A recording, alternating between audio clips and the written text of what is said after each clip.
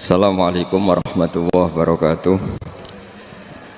Bismillahirrahmanirrahim. Nahmaduka ya ghafuru ya syakuru. Mashalli wa sallim barik ala sayyidina maulana Muhammadin wa ala alihi wa sahbihi asma'in nama ba'd. Hal-hal yang keseharian itu lebih prinsip ketimbang ide kita tentang hal-hal besar. Saya beri contoh, Allah itu Tuhan yang maha kuasa, yang menguasai alam raya ini. Kadang-kadang menjelaskan dirinya itu hanya alladzi at'amahum min ju'. Saya ini Tuhan yang memberi makan kamu saat Anda lapar, saat kalian lapar. Jadi untuk beriman kepada Tuhan yang Maha Esa, kepada Allah, kamu yakin yang memberi makan kamu itu Tuhan. Apapun kecewanya Anda terhadap tetangga, terhadap negara, terhadap mertua, terhadap istri, itu kecewa Anda tidak akan mati. Tapi kalau tidak makan itu mati. Sehingga Allah mensifati dirinya kadang pakai keseharian. Alladzi at'amahum min ju'. Tuhan itu siapa? Yang memberi makan kamu ketika lapar. Tapi kamu untuk syukur itu nunggu punya istri cantik, neriman, gampang diatur, membolehkan poligami. Terus 4 istri itu neriman semua, loyal semua. Itu sombong betul. Mau syukur saja kok repotnya seperti itu. Jadi mau syukur ya ada makanan dimakan. Itu. Kalau ngantuk ya tidur. Ayatnya wa min ayatihi manamukum billaili wan nahar. Maksud ayat Allah itu tidur. Nah, keangkuhan-keangkuhan ini yang menjadikan kita itu jadi repot hidup. Wong untuk syukur kok nunggu tadi. Mertua baik, tetangga baik, istri baik. Apa saja di sekelilingnya harus baik. Nah, keinginan berlebihan ini menjadikan kita lupa ada hal-hal yang paling kita butuhkan, yaitu oksigen. Kita boleh nempat di buminya Allah. Alladzi ja'ala lakumul ardo firasya. Bumi kamu tempati enak. Coba kalau gempa. Apa artinya istri 4 cantik semua kalau pas digoyang apa? Gempa. Apa artinya kamu jabat? Entah apa saja jabatannya. Kalau bumi likuifaksi, habis kamu. Kiai meskipun dai kondang umatnya jutaan, kalau likuifaksi di panggung hancur. Tapi nikmat-nikmat yang disebut Allah seperti kita kaji keseharian. Alladzi ja'ala lakumul ardo mahda. Allah itu yang menjadikan bumi dalulan, yang mudah diinjak. Famshu fi mana biya, silahkan pakai jalan-jalan. Jadi saya termasuk benar-benar kiai Jawa. Kalau kerennya kiai Nusantara atau kiai Indonesia lah. Diajari bapak saya Kiai Haji Nur Salim, diajari Mbah Maimun. Itu Islam itu keseharian. Karena ketika Anda memilih hal-hal yang serius, itu tujuan utamanya nyari ridhonya Allah. Dan ridhonya Allah bisa kamu dapatkan sesuatu yang pasti benar. Misalnya dalam sebuah hadis Sahih Muslim disebutkan, Innallaha la yardha 'anil 'abdi idza akalal akla fayahmadahu 'alaiha aw yashraba syarba fayahmadahu 'alaiha.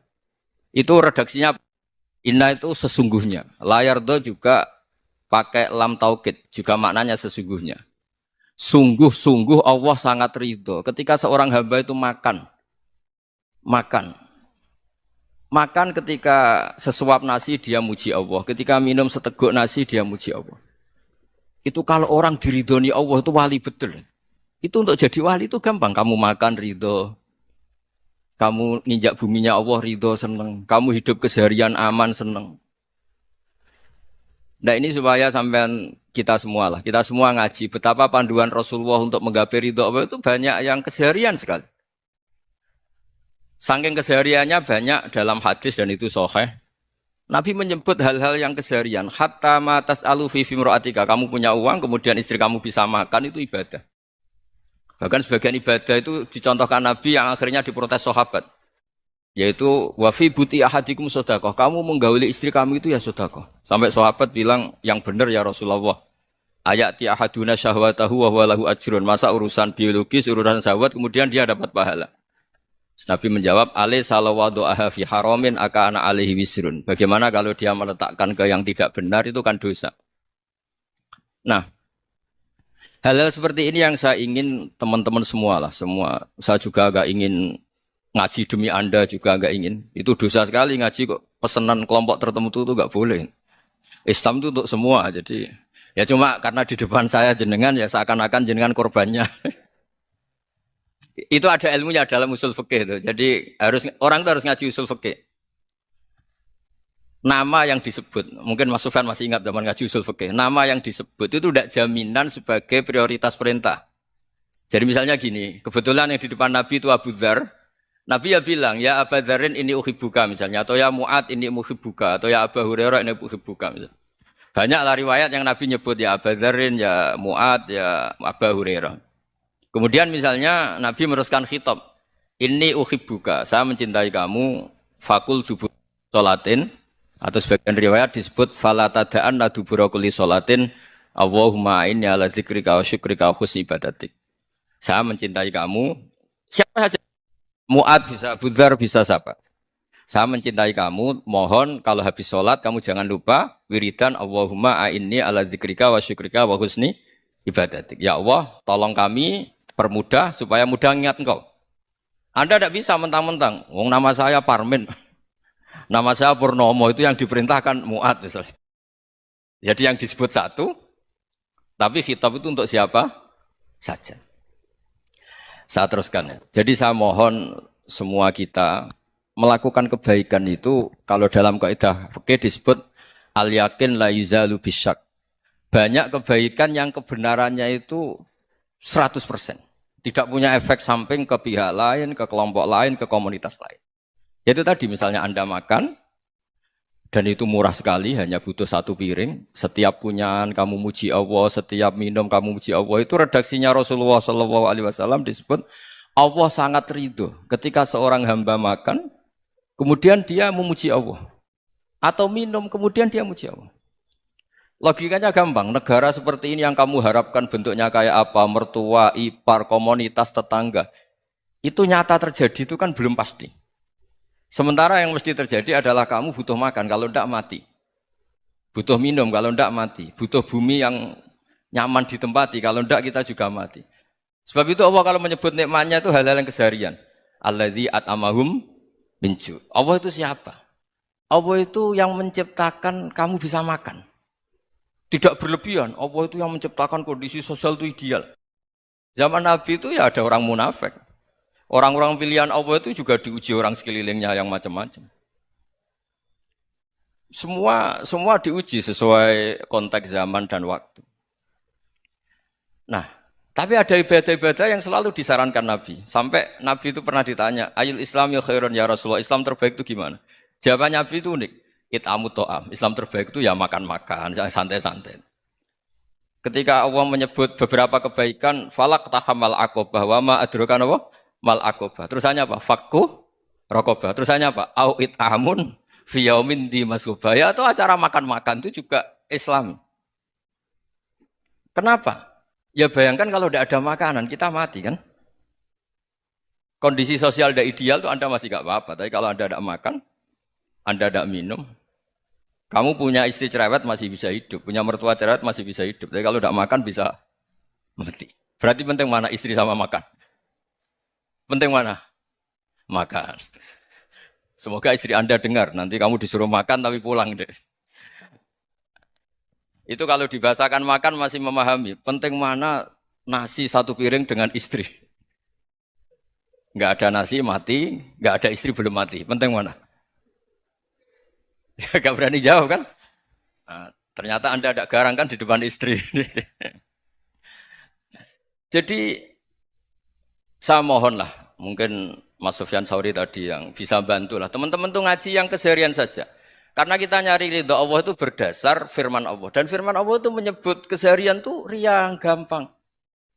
Yaitu tadi misalnya wa min ayatihi manamukum billaili wanar. Termasuk ayat-ayat Allah itu kamu tidur. Maka dulu itu ada guyonan, ada tokoh Mu'tazilah, kelompok dalam Islam yang berpikir manusia itu bisa menentukan ikhtiarnya sendiri. Karena saya bisa duduk, ingin berdiri, berdiri. Karena kelompok ini enggak terima kalau semua kehendak Allah, nanti bagaimana kalau semua kehendak Allah kok ada hisab ya, ada sanksi. Lucunya itu dia akhirnya ini cerita ya, mencintai seorang perempuan cantik sekali. Dan itu dia menjadi ahli sunnah itu oleh hal-hal yang sepele. Karena istrinya cantik, ya namanya suami istri itu hubungan intim. Terus ditanya, Mas masih ingin lagi? Masih.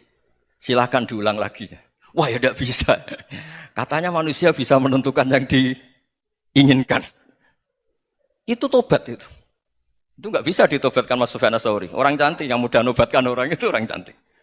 Segampang itu. Akhirnya kita tahu, makanya kalau dalam kitab hikam itu disebut al-akil mayakul madza yaf'alu wa hubi wal ghafil mayakul madza af'al. Orang yang punya akal karena sadar ini wilayah Allah, semua milik Tuhan. Itu dia tiap hari berpikir, besok Allah akan melakukan apa terhadap dunia ini. Kamu merencanakan suatu mau plesir ternyata gempa. Mau wisata ke Rusia ternyata perang. Kamu tidak pernah tahu apa yang akan terjadi besok. Wa ma tadri nafsum madza taksibu ghadan. Tapi anda semua kita ini sering punya jadwal permanen. Makanya saya kalau diundang siapa saja, sana takdir. Yang jelas Gus ini acara penting. Ya masih acara penting nak pangeran ngersakno apa piye? Kok ape dadi pangeran? Kamu kok mau jadi Tuhan? Itu kadang ya kiai. Penting Gus acara ini jenengan harus memastikan bisa. Loh kamu itu yang ngajarin tauhid, sesuatu itu biadillah kok bilang-bilang apa pasti. Kalau maksa terus tak tobatkan loh kamu kata saya itu. Ya kalau gitu Gus bilang insya Allah. Wah itu hati saya, fisik saya, roh saya sudah bilang insya Allah. Tidak usah kamu latih kata saya. Nah hal-hal tauhid keseharian itu gampang sebetulnya. Wal ghafil yaqulu madza af'al. Tapi orang yang lupa Allah dia setiap hari bilang besok apa? Kita bisa melakukan apa? Seakan-akan dia itu aktor, dia penting, dia subjek permanen, dia. Padahal kita ini hanya objek kehendak Allah Subhanahu wa taala. Karena kita yakin sesuatu yang terjadi di alam raya ini kita tidak bisa apa-apa. Makanya saya sering ngaji, sering bilang saya. Ketika Anda mensifati Allah, dia yang menghidupkan. Sudah itu tanamkan, sehingga ketika kita mati, santai saja. Kenapa santai? Allah punya cara menghidupkan kita. Zaman kita hidup juga gak tahu caranya ngelola jantung, ngelola paru-paru. Kamu juga gak tahu ngelola oksigen yang tidak beracun, tidak ngandung polusi. Tahu-tahu hidup. Gak ingin tua ya tahu-tahu tua, gak ingin mati tahu-tahu mati. Selama ini kita hidup juga gak tahu apa sebetulnya. Hanya gaya tok, punya jadwal, punya planning. Kalau kamu bisa menentukan pilihan Anda, pasti Anda istrinya cantik, 4 neriman semua, kona'ah semua. Nyatanya enggak kan? Sudah 1 jelek, cerewet. Oh itu kan, nyatanya enggak bisa apa-apa Anda kan? Dan kamu bawa mati lagi. Itu kan, istri Anda juga gitu, punya keinginan, punya suami yang ganteng, yang jabat, yang neriman, yang enggak poligami. Ya enggak kesampaian juga. Kalau kita ngitung tingkat kegagalan kita itu gagal terus. Ya kan? Nah, terus ingat Allah, madza yaf'alu wa hubi. Orang yang punya akal selalu berpikir Allah itu menghendaki apa terhadap saya.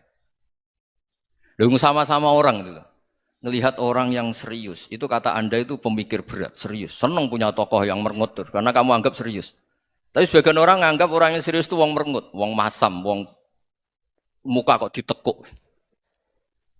Jadi sama itu hati ya muqallibal qulub tsabbit qalbi ala dini, karena kita enggak tahu cara berpikir kita tentang orang lain, tentang sekeliling kita. Misalnya kita orang baik yang jenis ngrumat fakir miskin. Ada orang bangun masjid mewah itu janggal. Apa artinya masjid mewah kalau banyak orang kelaparan? Tapi kalau yang jenis pendidikan apa artinya masjid mewah kalau tidak bisa ngaji? Nanti yang jenis infrastruktur apa artinya ini kalau semuanya punya sudut pandang yang berbeda-beda. Dan Islam mengapresiasi semua kebaikan. Tapi katakan semua kebaikan itu adalah kehendak Allah Subhanahu wa taala. Karena apapun baik Anda itu pakai fasilitas yang diberikan oleh Allah Subhanahu wa taala. Sehingga ini yang disebut qulillah tsumadarhum fi khawdihim yal'abun. Ya kembali tadi ke tema-tema bahwa keseharian Anda ini sudah Islami. Saat Anda tidak bisa melakukan apa saja. Saya sering ada jenazah, biasanya kalau tetangga meninggal saya sering disuruh ngelepas. Saya bilang orang ini baik, karena sering ngelamun di rumah, sering nganggur di rumah. Ditanya sama anaknya, kenapa Gus nganggur baik? Ya kalau dia nganggur artinya juga enggak berbuat sesuatu yang maksiat kan? Ya kan, orang nganggur di rumahnya ya enggak bunuh orang, enggak maling, enggak korupsi, ya namanya nganggur di rumah. Lah cuma istri cara pandang nganggur enggak menghasilkan uang gitu. Tapi juga enggak menghasilkan kriminal kan? Jadi sebenarnya Islam itu makanya kalau sampai ngaji usul fikih itu ada kitab usul fikih namanya Lubul Usul, itu terkenal sekali di pesantren itu. Itu kalau ngapresiasi keseharian itu luar biasa. Izma min mubahin illa wa yatahaqqaqu bihi tarku haramimma. Karena keseharian yang mubah saat Anda lakukan itu ada kehebatan yang luar biasa, yaitu meninggalkan haram. Makanya dulu banyak orang-orang alim ketemu temannya itu guyon sampai semalaman. Itu biasanya yang semangat Islam itu kiai kok tidak tahajud, kiai kok tidak witir. Orang yang sedang mapan uangnya banyak, malam itu tidak kelayaban itu sudah luar biasa. Melawan nafsu supaya tidak maksiat itu sudah luar biasa. Supaya lupa guyon sama temannya semalaman sampai subuh. Gejolok-gejolokan ngenang zaman miskin, zaman kuliah nggak jelas, zaman apa. Melihatnya jangan tarkut tahajud. Seperti ini meninggalkan tahajud, tapi meninggalnya ini talkul muharramat. Jadi kayak apa hebatnya? Sehingga Imam Ghazali punya riwayat yang agak unik. Hatta takuna ibadatu akhiri hadil ummah iku an-naum. Sehingga suatu saat ibadah terbaik umat ini itu tidur. Itu kan riwayat kontroversi. Ketika Imam Ghazali ditanya, kenapa iya? Kenapa kamu mulai keluar dari rumah itu sudah banyak maksiat? Melihat perempuan yang enggak mahram, melihat fenomena. Tapi kalau kamu tidur itu enggak melihat apa-apa. Tapi juga kamu jangan menganggap tidur itu ibadah betul. Saatnya melakukan fardu ain malah masih tidur. Tapi itu sudut pandang yang menjadikan kita Islam itu gampang. Jadi saat Anda tidak bisa aktivitas apa-apa, misalnya ada beberapa orang yang lumpuh. Lumpuh itu memang nggak bisa Jumatan, nggak bisa ibadah, tapi dia juga nggak bisa maksiat. Tidur itu memang Anda saat itu tidak bisa tahajud, tidak bisa witir, tapi saat itu ada zina, ada maling, tidak gosipkan orang, tidak bully orang, tidak menanamkan kebencian, tidak hasud. Sehingga tidur menurut Allah Ta'ala wa min ayatihi manamukum billaili apa? Wanahar. Karena di tidur itu selain ada unsur istirahat, jaga kestamina, juga ada unsur meninggalkan beberapa keburukan. Nah saya mohon ibadah yang keseharian ini kita jaga. Supaya kita semua baca ayat itu fasih. Fasih itu tertanam di hati. Allah itu siapa? Alladzi at'amahum min ju'i wa amanahum min khauf. Dan Allah kalau cerita di Quran itu anna sababnal ma'a sabba tsumma syaqqaqnal ardha wa syaqqa fa ambatna fiha habba wa inaba wa qadba wa zaituna wa nakhla wa hada'iqa hulba. Kamu tahu saya ini siapa kata Allah? Saya ini adalah Tuhan yang menurunkan air, kemudian ada tanaman banyak. Habba wa inaba wa qadba, ada zaitun, ada tin, kalau orang Jawa mungkin ada tela, ada padi, ada mangga, ada pisang. Sudah. Wa inaba wa zaituna wa nakhla wa hada'iqa hulba, ada perkebunan yang lebat. Tujuannya apa? Mata Allahkum, silahkan kamu pakai, kamu nikmati. Tapi karena kadang kita ini punya ide-ide besar. Tadi untuk syukur saja nunggu punya istri riman, rumah baik, tetangga baik, komunitas baik, semuanya baik baru syukur. Lama-lama nanti ada di surga, syukurnya nunggu surga paling kelas A. Itu sudah ada yang menghuni Rasulullah, kamu nggak boleh di situ. Masa untuk syukur saja? Repotnya Masya Allah. Jadi mohonlah Quran yang kalau Anda hafalkan juz sama itu kan ada ayat-ayat yang kayak tadi. Ya, fal yang dzuril insanu ila ta'ami. Coba lihat apa yang kamu makan ya?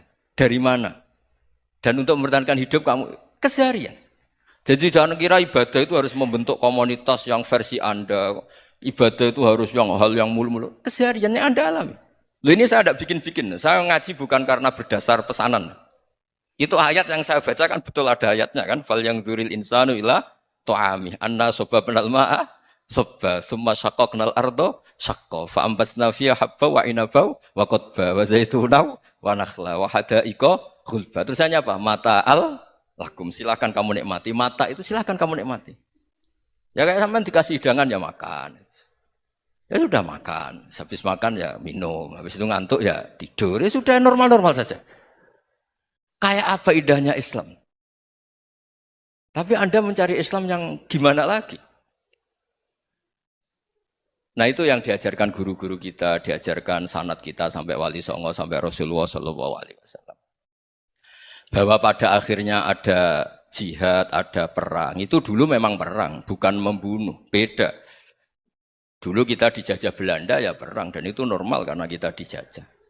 Jadi ketika orang lain ingin baik sama kita, wa in ahadum minal musyrikin astajaroka ya fa'jirhu hatta yasma'a kalam Allah. Kalau mereka ingin baik ya kita baik. Makanya ada istilah musta'man, mu'ahad. Kalau mereka ingin damai, berdampingan dengan kemajmukan ya itu yang lebih baik. Karena memang Islam menghormati proses perdamaian. Wa in janahu nawa lisalmi ya fajnah lah. Kalau ingin damai ya kita harus damai. Jadi andai kan dulu Belanda datang ke Indonesia kok minta besanan itu. Ya mungkin kita juga senang karena memperbaiki hidung kan kalau kita besanan itu. Nah tapi wong jajah dulu itu kan Masalah kan? Apa? Masalah kan? Jadi saya mohon ya, jadi apa? Makanya saya tadi minta sama Bapak Kadensus kemarin juga pernah main ke saya. Jangan sering ketemu saya ini sudah uzlah, saya ini sudah mau daftar jadi resi. Saya itu kemarin di muktamar juga agak datang, acara di Jogja juga sudah. Karena memang keluarga saya dulu itu bahasa ya, bapaknya bapak saya itu enggak keluar rumah itu puluhan tahun. Memang punya adat uzlah. Ya makanya ngaji saya ngaji aja yang gampang-gampang aja, yang enggak orderan, enggak pesenan ngaji aja dulu yang gampang. Saya ikhlas, yakin betul saya ikhlas. Ikhlas itu menurut saya itu roh. Orang enggak ikhlas menurut saya itu orang aneh. Ikhlas itu gampang, sudah saya bilang. Kalau kamu yakin ilmu itu milik Allah, ngasihkan juga ikhlas itu milik Allah. Apa sih yang kamu punyai sehingga kamu udah ikhlas?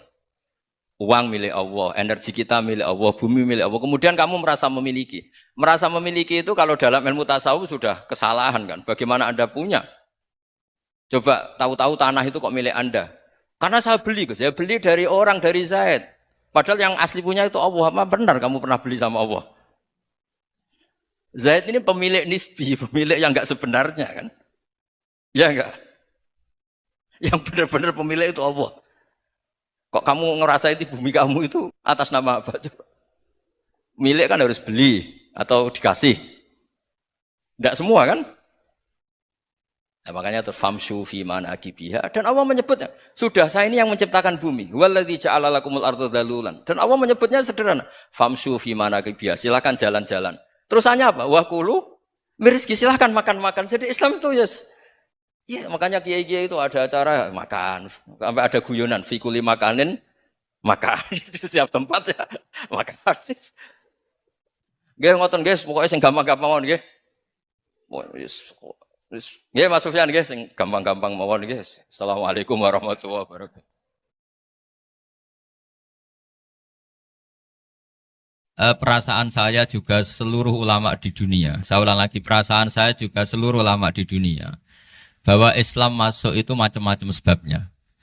Dulu kita tahu, kita sebagai warga Indonesia, Islam masuk itu ya dibawa orang yang agak kedonyan, ya kayak jenengan lah kira-kira gitu. Ya kayak mbak-mbak ini, ya agak-agak mata duitan itu. Karena kita tahu rata-rata ahli sejarah mengatakan Islam di Indonesia dibawa kiai apa pedagang. Pedagang tuh nyari uang apa nyari dakwah kira. Ya semoga Anda mirip-mirip seperti itu. Ya jadi nyari uang karena ada nurani Islam sehingga tetap saja membawa Islam. Saya tidak tahu Islam Anda ala apa, tidak tahu. Pokoknya mau ngaji ya berarti Islam ala ahli sunnah apa? Wal jamaah. Jadi ini penting saya utarakan bahwa Islam itu agama yang mudah difahami. Sehingga dibawa pedagang saja ya kasil. Gitu. Dibawa orang yang kedonyan gak jenengan juga kasil. Gitu. Dibawa orang baik ya kasil, dibawa orang broken juga kasil. Ini penting saya utarakan karena saya ngaji di mana-mana bilang ciri utama kebenaran absolut adalah kebenaran yang bahkan orang gak benar saja bisa bawa. Tapi bukan berarti saya dukung Anda tidak benar, kan sudah tidak benar dulu sebelum kenal saya. Tapi nggak apa-apa, nggak benarnya umat Islam insya Allah dimaafkan sama Allah Subhanahu Ta'ala. Ya asal tobat maksudnya. Nggak, ini saya beri satu konstruksi pikiran yang saya sering utarakan di ngaji saya. Sampai sekarang saya coba, saya tes ini kan di kampus ya, di apa bacanya ini Kim University yang global leader apa in the world itu. Ini keren lah. Jadi acara ilmiah kita ditakdir di gedung apa? Kampus, gedung universitas di begini. Kalau 1 ditambah 1 2 itu namanya hakikat. Ciri utama hakikat adalah siapapun akan menerima. Saya sekarang tanya sama Anda, kira-kira 1 tambah 1 2 itu musuh Anda pun mengatakan 2 apa tidak? Ya. Pekerja Korea ya bilang 2, rektor Al-Azhar juga bilang 2. Kamu yang sekarang sedang mungkin sebagian broken sama istri juga bilang 2. Istri kamu yang mangkal sama kamu juga bilang 2. Yang cemburu ya bilang 2, yang dicemburuin juga bilang 2. Karena begitu mudah kebenaran absolut diterima oleh siapa saja. Begitu juga eksistensi Allah sebagai Tuhan. itu mudah diterima oleh siapa saja. Sehingga pembawanya tidak perlu seorang kiai atau gus atau mubalek atau ketua muin, tidak. Cukup karyawan pekerja Korea. Karena kebenaran absolut itu kebenaran yang mutlak. Siapa saja yang waras pasti ngakui. Kira-kira orang yang berpikir sehat pasti berpikir begini, ini yang diajarkan Quran. Bumi ini kadung wujud, sudah wujud kadung wujud, punya eksistensi. Mungkin nggak sesuatu yang wujud kemudian disebabkan oleh sesuatu yang nihilisme, yang tidak ada. Mungkin enggak? Enggak mungkin. Yang namanya penyebab itu harus sesuatu yang wujud. Di mana-mana penyebab itu harus punya eksistensi. Karena langit dan bumi ini kadung wujud, pasti penyebabnya adalah wujud. Karena wujud penyebab harus bersifat super. Lah bersifat super ini oleh ulama dikatakan wajibil wujud. Itu akal siapa saja akan terima. Cuma kemudian setelah nerima itu orang macam-macam cara berpikir. Mungkin orang Jawa dulu bilang itu Sahyang Widi. Kalau orang sini mungkin bilang apa itu? Dewa atau apa ya? Enggak tahu saya itu. Karena itu yang teman sampean, enggak teman saya itu. Tapi yang jelas begini, ini konstruksi ini harus kita jaga. Nanti saya bacakan teks hadisnya. Kebenaran sejati ciri utamanya adalah ada absolutisme, ada kebenaran mutlak. Ciri utama kebenaran mutlak adalah diakui bahkan oleh siapa saja, termasuk oleh orang fasik. Orang fasik itu orang enggak benar. Misalnya ada imam masjid besar Istiqlal, ditanya 1 tambah 1 bilang apa? 2. Nanti kira-kira yang lonte juga bilang apa? 2. KPK juga bilang koruptornya yang ditangkap 2. Nah, eksistensi Allah sebagai Tuhan ini kebenaran yang absolut. Maka agama ini juga boleh diterima oleh siapa saja, termasuk oleh orang fasik, orang nggak jelas. Ini penting saya utarakan karena sekarang marak kelompok yang mengatakan orang Islam kalau zina menjadi tidak muslim, orang Islam kalau korupsi menjadi tidak muslim. Salah sedikit tahlilan jadi kafir, percaya wasilah jadi itu tidak benar seperti itu. Karena kebenaran eksistensi itu kebenaran yang nggak bisa diganggu gugat. Seperti Anda ini kan warga Indonesia, KPK ya warga Indonesia, koruptornya juga warga. Apa setelah dia korupsi lalu tidak warga Indonesia? Tetap warga. Orang yang meyakini kalimat tauhid setelah dia salah apa terus tidak tauhid? Kan tetap ya. Maka dia tetap Ini penting saya utarakan. Kalau seorang warga Indonesia yang koruptor, yang macam-macam saja tetap warga Indonesia, padahal banyak kesalahan. Karena status warga Indonesia adalah status yang permanen.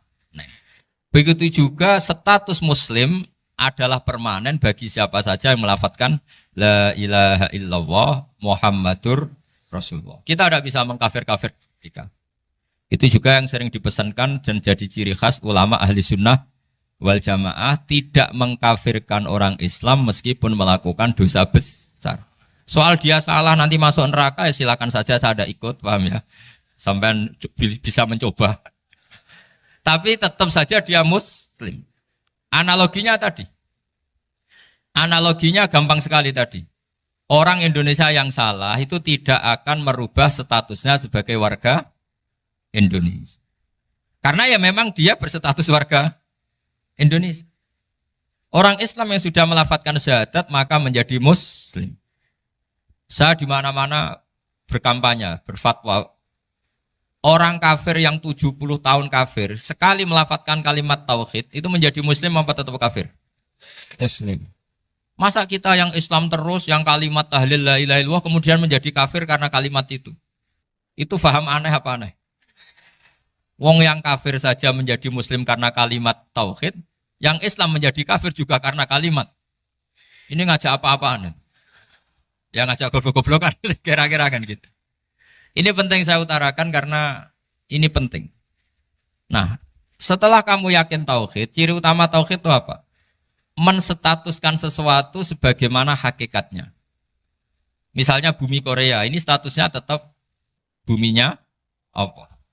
Maka dari awal saya husnudzon sekali sama Allah Subhanahu wa taala bahwa suatu saat di bumi mana saja itu ada tahlil.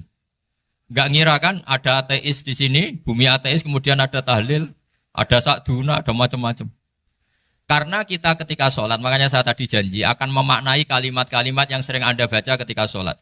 Di sholat saat ada itidal ngendikan apa? Rabbana lakal hamdu. Ayo dibaca. Mil'us samawati wa mil'ul ardi wa mil'u ma syi'ta min syai'im ba'du. Sama nani secara tradisi pesantren. Rabbana do pangeran kita. Laka iku kaduwe panjenengan alhamdulillah segala puji. Engkau punya segala puji.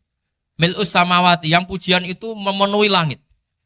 Tentu langit itu penuh dengan pujian. Semua malaikat bertasbih, bertahmid.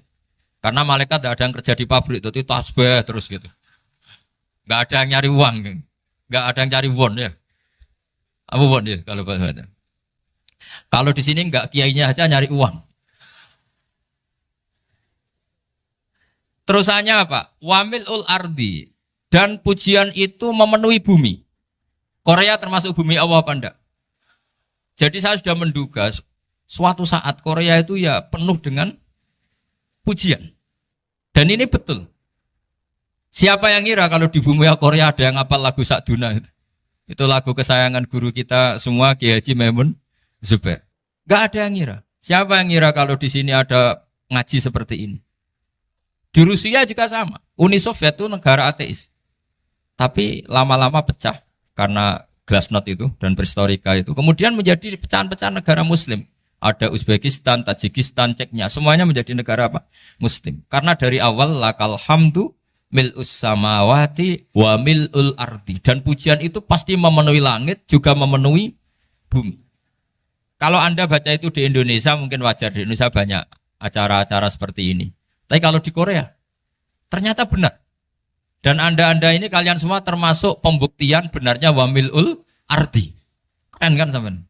Oh keren sekali, bukan sekedar keren, keren sekali. Makanya saya jarang diundang pengajian mau, tapi diundang di Korea mau. Tapi saya ada niat datang undangan, memang saya ingin datang. Jadi, ya karena itu. Ini bentuk penghormatan saya. Bentuk penghormatan saya bahwa pada akhirnya benar-benar lakal hamdu mil'us samawati wa mil'ul ardi. Jadi Anda tidak perlu pesimis, dulu Indonesia juga seperti itu. Banyak Buddha, Hindu, semacam ateisme. Kemudian berkatnya para ulama sekarang jadi negara yang mayoritas Muslim. Korea, barokahnya orang-orang kedonyan seperti ini banyak Islam itu. Enggak apa-apa. Karena sebagian agama Islam, sebagian sejarah ditulis di bawah pedagang-pedagang Gujarat. Kira-kira orang Gujarat ke Indonesia dulu yang namanya pedagang cari apa? Uang. Tapi namanya orang Islam hatinya tetap adanya tauhid. Nyari uang ya tetap sambil dakwah. Kalau yang ke Korea langsung kiai mungkin tidak seramai ini Islam.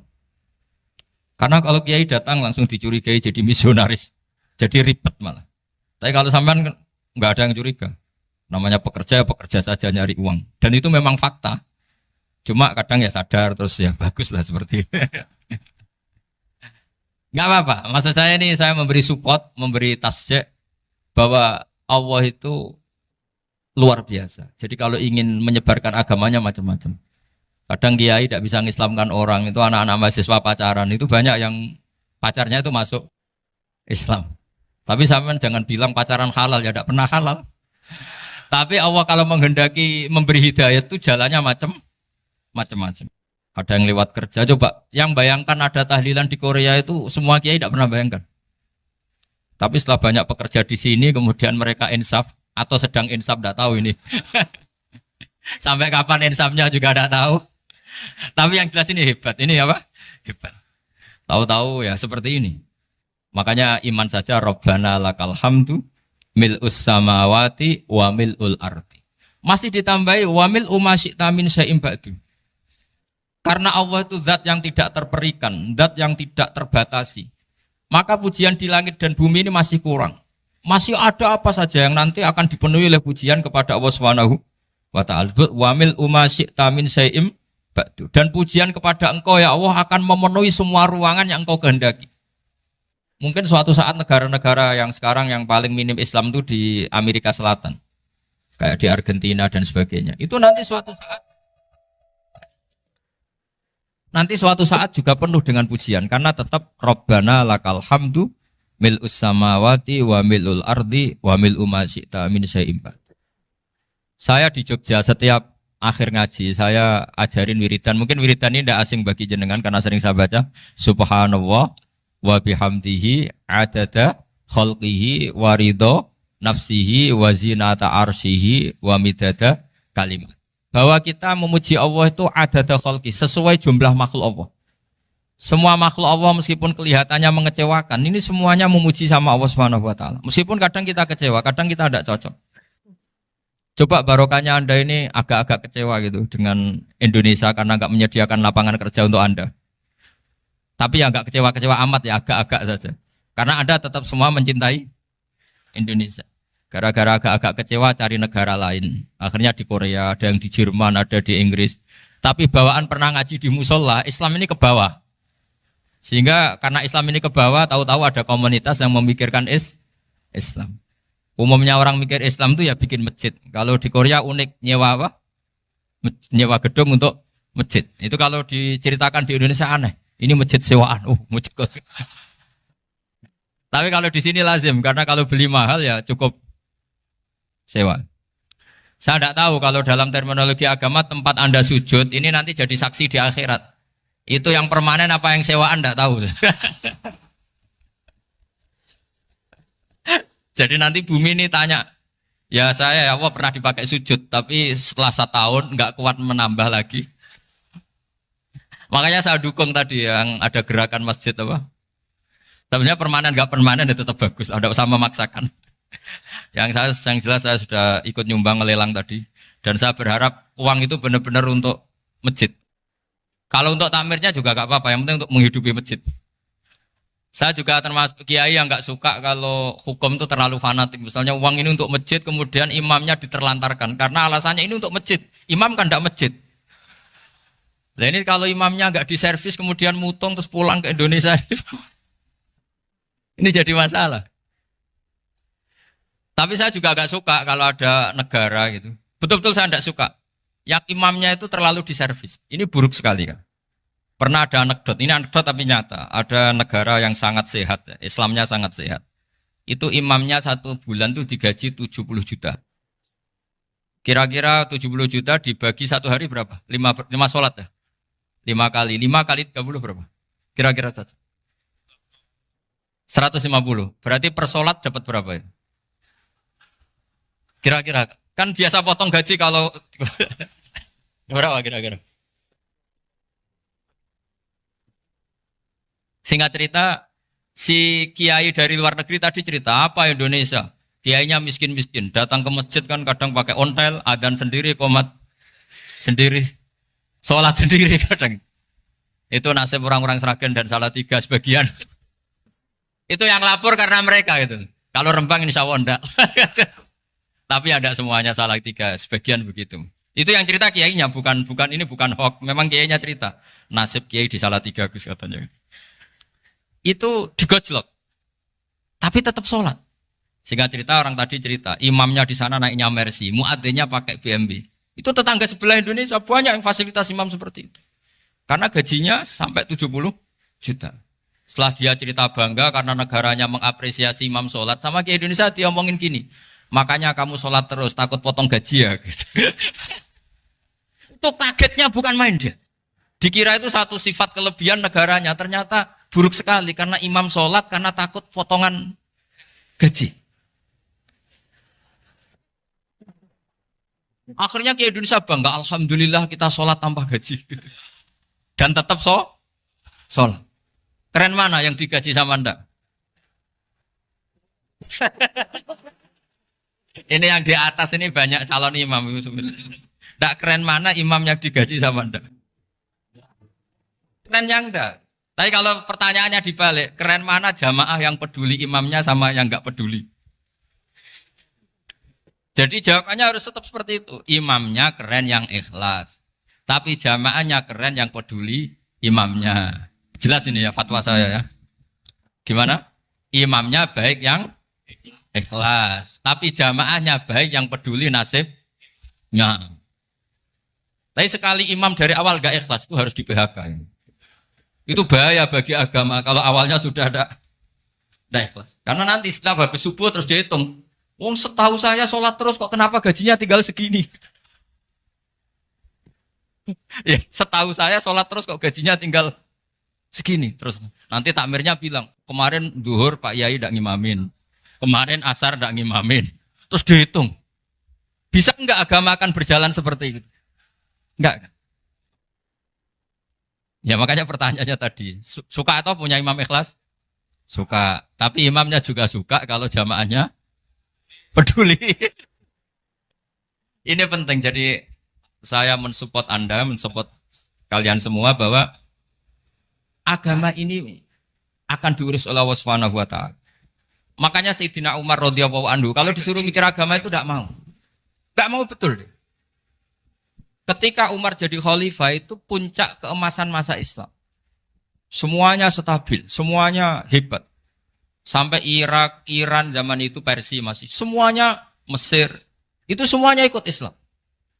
Ketika Islam pada puncaknya, yang dikhawatirkan oleh masyarakat adalah begini. Lalu setelah Umar itu bagaimana? Islam setelah dipimpin orang yang tangguh, yang kuat, yang waroi, yang zuhud. Lalu setelah Umar itu gimana? Tapi Umar disuruh mikir gak mau. Sampai setiap Abdullah bin Umar jalan-jalan di kampung-kampung itu abahnya dianggap pecundang. Tahu sampean pecundang? Orang yang gak tanggung jawab. Karena orang-orang bilang gini, ya Abdullah bin Umar, bagaimana pendapat Anda kalau ada penggembala kambing di tengah hutan atau di tengah padang rumput, kemudian dia ninggal gelanggang kambingnya. Kamu anggap penggembala ini gimana? Oh itu penggembala yang dolim itu. Pasti kalau kambing ditinggal ya kacau. Apalagi ini umatur Rasulullah Shallallahu Alaihi Wasallam. Ini abah kamu tidak pernah wasiat, tidak pernah ngatur suksesi. Lalu Islam setelah dia bagaimana? Suruh dia ngomong penggantinya siapa? Karena beliau sudah sepuh harus ada suksesi. Akhirnya Abdullah bin Umar lapor ke Umar. Ini gimana abah orang mengkomplain begini. Apa kata Umar? Agama itu beda dengan kambing katanya. Agama itu milik Allah Subhanahu. Mbok saya pikir, tidak saya pikir tetap jalan. Nah ini terbukti. Jangan ulama ya ndak, mufti ya ndak, tapi bisa menjalankan agama. Kalau agama sampean pikir malah rusak. Sudah pokoknya lakukan saja, tidak usah dipikir. Akhirnya betul. Karena agama ini milik Allah. Soal kita serius memikirkannya itu karena khidmah. Karena kita ingin berbakti pada agama. Tapi Anda tidak boleh berpikir kalau agama ini butuh pemikiran Anda. Beda loh ya. Kita khidmah agama serius karena kita ingin mengkhidmai agama. Tapi agama ini tidak pernah butuh kita. Karena agama ini akan diurus oleh Allah Subhanahu. Coba pas sampean kecil, orang jilbaban di Indonesia itu banyak apa banyak sekarang? Banyak sekarang. Kiainya mutu orang dulu apa mutu orang sekarang? Tapi perkembangan Islam itu ramai sekarang apa ramai dulu? Ramai sekarang. Islam menyebar di seluruh dunia itu zaman Wali Songo, zaman sampean keren mana? Keren sekarang. Kualitas solehnya sampean sama Wali Songo? Wali Songo. Ini betul. Karena agama ini diurus oleh Allah Subhanahu wa taala. Maka kata Sayyidina Umar, agama ini innallaha ta'ala yahfadzu dinah. Innallaha ta'ala la yudhi'u khilafatahu waladina. Allah itu tidak akan menyia-nyiakan agamanya. Ini terbukti. Agama ini pernah dipimpin orang terbaik di dunia, yaitu Rasulullah Shallallahu Alaihi Wasallam. Ketika beliau intakola ila rofiqil ala, ketika beliau pindah ke alam sana, diteruskan oleh sahabat yang tentu jauh di bawah Rasulullah. Diteruskan tabiin, diteruskan para wali songo, diteruskan sayang sampean yang jauh di bawah wali songo. Sejauh-jauhnya. Tapi agama jalan sampai Korea.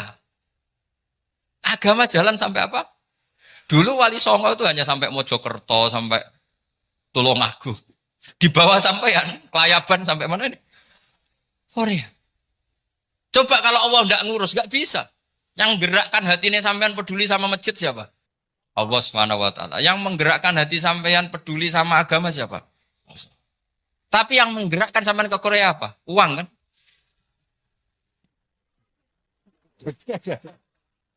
Enggak, enggak apa-apa, jujur saja, jujur ya, ada.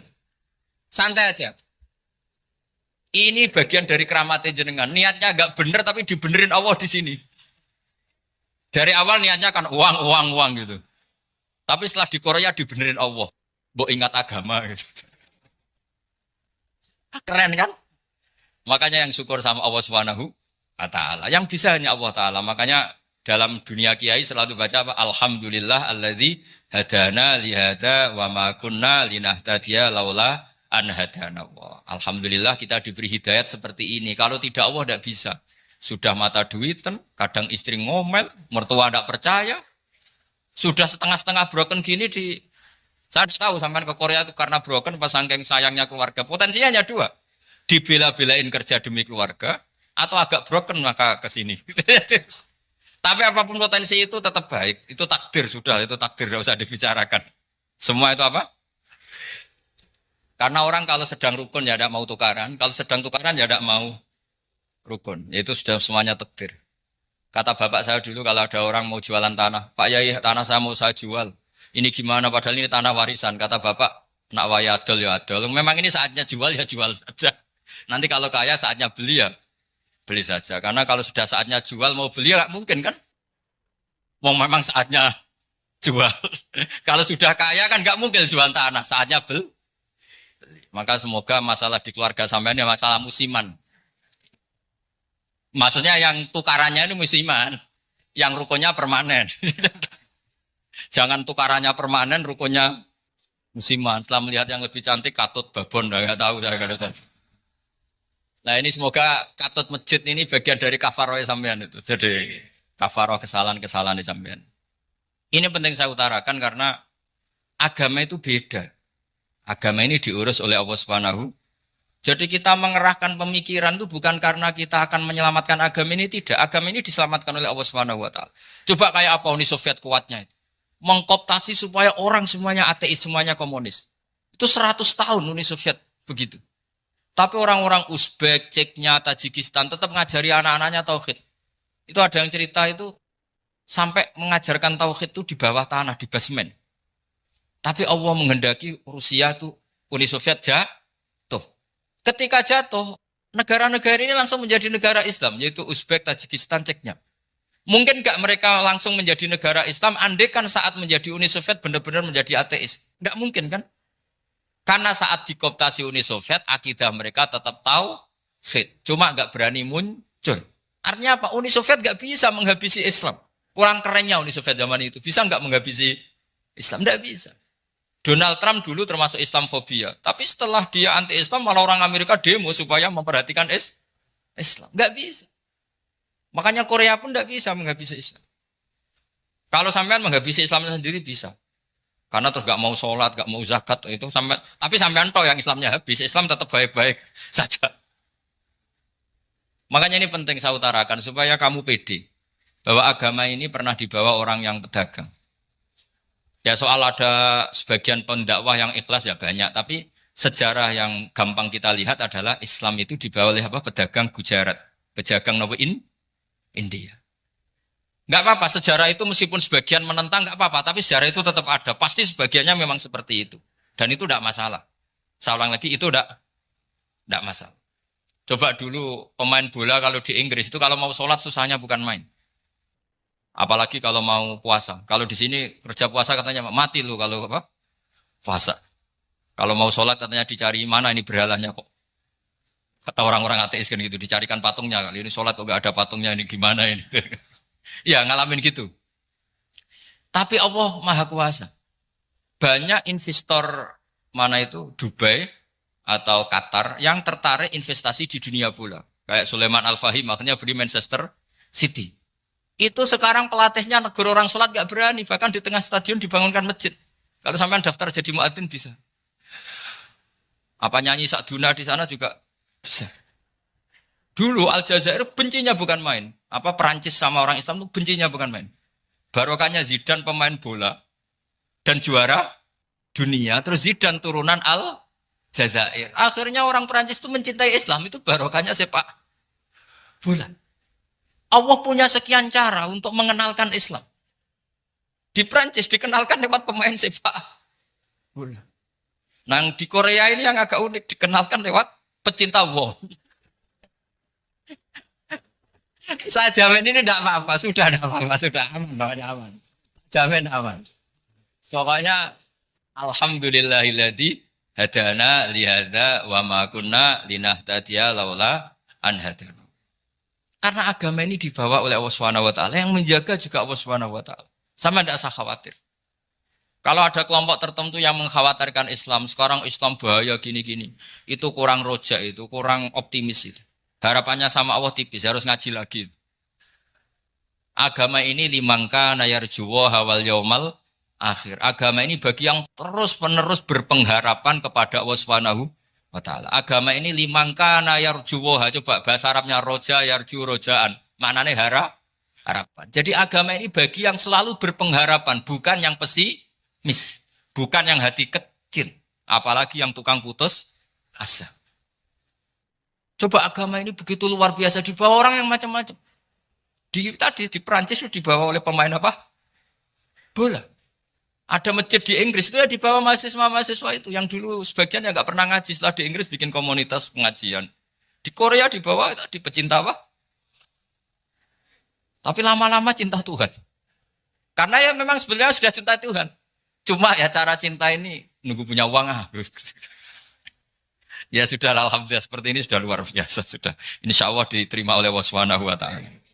Saya selalu berharap semoga ini tetap satu bukti bahwa Allah itu harus kita sembah di mana-mana. Karena tadi Allah akan selalu Rabbana lakal hamdu mil'us samawati wa mil'ul ardi wa mil'u ma syi'ta min syai'in ba'du. Bahwa pujian kepada Allah akan selalu memenuhi langit dan memenuhi bumi. Bumi Korea termasuk buminya Allah. Makanya pegangan yang saya minta sama pengurus untuk di-share adalah Dawi Rasulullah Shallallahu Alaihi Wasallam. Mungkin nanti panitia harus menge-share itu. Ini Musnad Ahmad, riwayat dari Imam Ahmad. Al-Bilad Biladuwa. Sudah punya? Nanti di-share ya, yang gitu. Al-Biladu Biladuwa. Bahwa negara hakikatnya adalah negara Allah. Wal ibad ibadullah. Semua hamba hakikatnya adalah hamba. Di hadis itu fahaitsuma asabta khairan fa'akim.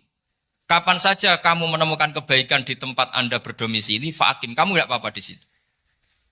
Kamu di sini dapat uang, dapat masjid, dapat sewa masjid. Enggak tahu sewa apa permanen, pokoknya itu bagus gitu. Buminya dirayu. Bumi meskipun ini enggak permanen, tapi tetap jadi saksi loh ya. Harus ada kompromi ini. Karena kalau dengar orang Indonesia jadi aneh, masjid kok nyewoi. Tapi aneh di Indonesia, ada aneh di sini, sampean tenang saja. Tentu malaikat pencatat di sini juga sudah tahu kalau sebagian masjid itu sewaan. Jadi ya ada iskal-iskal amat lah, sudah. Enggak janggal-janggal amat karena kondisional Jadi saya nanti minta panitia supaya mengeser tadi hadis riwayat siapa? Imam Ahmad bin Hambal yang diriwayatkan oleh salah satu minal asroh al-mubasyarina bil jannah, yaitu Zubair bin Awam. Nabi ngendikan al-biladu biladullah, negara mana saja adalah negara Allah. Wal ibad ibadullah, semua hamba adalah hambanya Allah. Fahaitsuma asabta khairan, di mana saja kamu mendapatkan kebaikan, fa'akim, kamu tidak apa-apa berdomisili di situ. Ya, saya mohon ini penting sekali. Pokoknya saya mohon kalimat tauhid ini dijaga. Karena kalimat tauhid ini kata semua ulama, kasyajaratin thayyibatin asluha tsabitu wa far'uha fis sama. Dan kalimat tauhid ini pasti tu'ti ukulaha kullahinim bi'izni rabbiha. Kalimat tauhid yang dibawa umat Islam seluruh dunia. Meskipun dia orang fasik, orang enggak benar, tetap tu'ti ukulaha kullahinim bi'izni rabbiha. Kalimat ini akan membawa berkah bagi orang yang dihinggapi atau didomisili umat Islam. Coba sebagian nanti orang Korea menjadi muslim itu karena di sini ada komunitas pekerja muslim, kemudian menyisakan atharul Islam. Jejak-jejak Islam. Enggak apa-apa. Pasti kalimat ini tu'ti ukulaha kullahinim bi'izni rabbiha. Jadi kalimat tauhid adalah kalimat yang kata Allah tu'ti ukulaha kullahinim bi'izni rabbiha. Anda tidak usah khawatir. Bahwa apa yang Anda lakukan apapun kecilnya akan ditulis oleh Allah Subhanahu wa taala. Kata Allah wa naktubu ma qaddamu wa atharahum. Gimana di surat Yasin itu? Inna nahnu nuhyil mauta wa naktubu ma qaddamu wa atharahum. Saya bisa menghidupkan orang mati dan semua amal kalian saya tulis, kata Allah. Wa atharohum, dan jejak-jejak yang pernah kalian lakukan juga ditulis. Tak terang, no, nek ora paham kok nek mlebu swarga dadi paham. Dadi iki pilihane ku loro. Dadi nek kowe saiki ra paham, kok ning swarga paham. Nek saiki paham kesuk ben bun neraka dadi ra paham. Dadi mun ra usah direncana mlebu napa? Neraka wae mlebu dhewe ra usah direncanakno, mun. Dados ngeten nggih, dados ahli swarga ya kurang penggawean, pancen salat wis ra wajib, ora ono pilpres, gak ono apa dadi kurang penggawean. Ahli swarga niku saking kurang penggaweane iku jagungan. Dadi misalnya kula Mustofa Ruhin jagungan, piye enak ning swarga? Ya enak. Zaman ning donya piye? Terus cerita, saya itu punya teman ateis. Saya punya teman komunis yang ketika pertemanan dengan kita sering menghina kita karena kita ini percaya adanya hari kebangkitan. Teman saya itu sering melecehkan idza mitna wa kunna turaba wa idzaman aina lamadinun. Masa kita sudah jadi debu, jadi tulang belulang, kemudian kita akan dibalas amal-amal kita. Jadi singkat cerita, ini nunjukno nak wong soleh oleh kancanan wong dolim. Ya ini catatan ya bahwa orang soleh itu zaman ning dunya oleh kancanan wong napa? Dolim. Buktinya yang soleh ini masuk surga. Kemudian kenangannya punya teman ateis. Zaman di dunia punya teman apa? Ateis. Entah temannya itu teman kerja atau teman kantor. Tentu tidak teman dalam akidah. Mungkin akidahnya tetap kita Islam, mereka ateis. Tapi teman, entah faktor kantor, entah faktor profesi, entah faktor kerabat. Tapi yang jelas si orang penduduk surga ini punya kenangan, kami dulu punya teman ateis. Ini kanali korin. Yang teman saya yang anti Tuhan itu mengatakan, melecehkan saya, aidza mitna wa kunna turaba wa idzaman aina lamadinun. Masa kita sudah jadi debu, jadi balung, tulang belulang, kemudian kita dihisab. Atau kita nanti ada hari balasan. Nah terus ketika jagungan ini, tadi saya bilang ahli swarga kurang penggawean. Lah piye delok piye? Jare kanca-kancane, "Moh aku ora melok di kanca." Jadi fayakuluna lah. Jadi ketika Ruhin muni ape delok jare Mustofa, jare Kifat, "Moh aku gak kancaku, delok dhewe." Jare. Lah si Ruhin kan wong kurang penggawean, mulai ning donya sampe ning swarga. Terus delok. Terus fattala'a fara'ahu fi sawail jahim. Bareng dekne delok roh kancane kejet-kejet ning neraka. Seneng dekne. Jadi wong nak hasud tu nanti ning swarga aja hasud. Seneng terus muni ngene, tawahi ing kita laturdin. Dulu kamu hampir saja menyesatkan saya. Artinya zaman dia ateis sempat ngerayu supaya Ruhin dadi napa? Ateis. Kowe Islam ya tetep kere, melok ateis ae. Wis kere, zina rawani, maling rawani gak enak. Soalnya sering dirayu-rayu gitu. Makanya bilang apa? Tawahi ing kita laturdin, kamu zaman di dunia hampir saja menyesatkan saya. Walau la ni'matu rabbi lakuntu minal muhdharin. Kalau saja saya tidak diberi nikmat Allah, aku kelakuanku ya koyo kowe, akhirnya masuk neraka koyo kowe.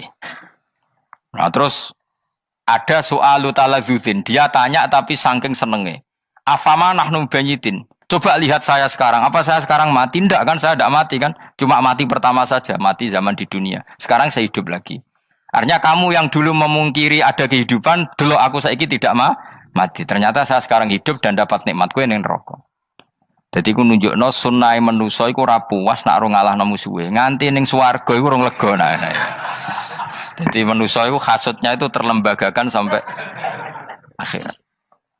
Jadi wong-wong sing tahu dimaki-maki kubu sebelah, iku nak kubu sebelah mlebu neraka, iku kowe ning swarga gak marem nak gak delok. Dadi hasud iku ya seru no. Dadi nak kula pun mboten, makome mboten nonton, kula mboten. Niku makome Ruhin barang dadi lori lho kan dinyak melarat, gendut, kriting mangkel.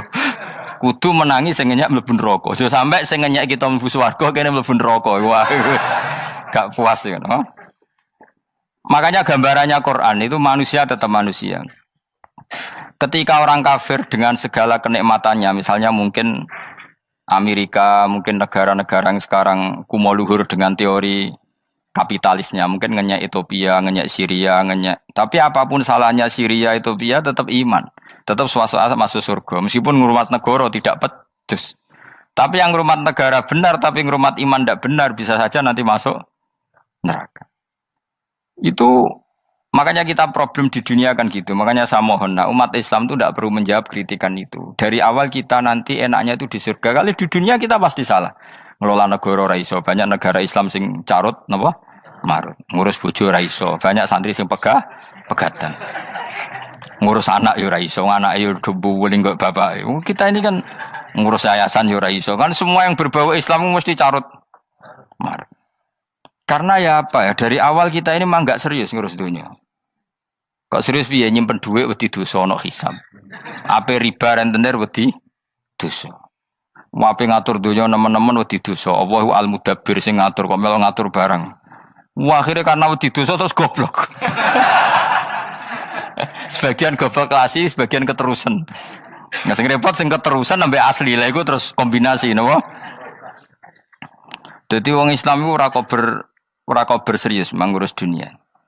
Kadang punya pemimpin fasik lah ben ngono pek-pekan dunia. Jadi ribet wong Islam.